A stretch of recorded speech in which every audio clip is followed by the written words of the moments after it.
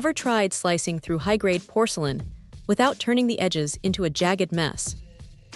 It is usually a stressful game of hoping the tile does not fracture right near the end of the pass. But when someone slides this 10-inch Black Widow disc onto a wet saw, the whole dynamic shifts. Right out of the box, holding the alloy steel body reveals a surprisingly solid piece of kit, heavy enough to mean business at nearly 13 ounces, yet balanced cleanly. That standard 5/8 arbor slips right onto most wet tile saws, without any fuss or annoying adapter rings.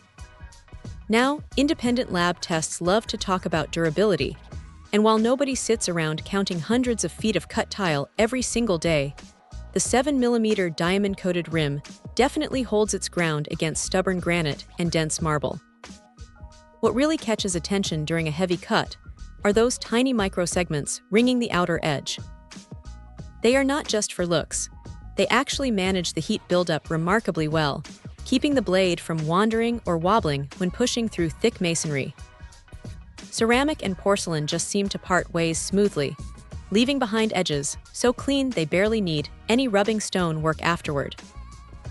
Of course, pushing it up to that maximum 6,115 RPM limit requires some respect and proper safety gear, because spinning metal at that speed means zero room for mistakes.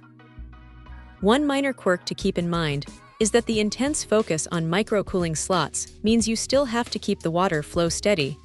Let the water run dry even for a moment, and that premium edge will start complaining real fast. But honestly, if the daily grind involves wrestling with hard stone and expensive porcelain tiles, where a single chip ruins a whole piece, this thing quietly earns its keep. It cuts fast, runs true, and takes the anxiety right out of finishing a tricky tile layout. Check out the video description for updated price. And thank you for watching this video.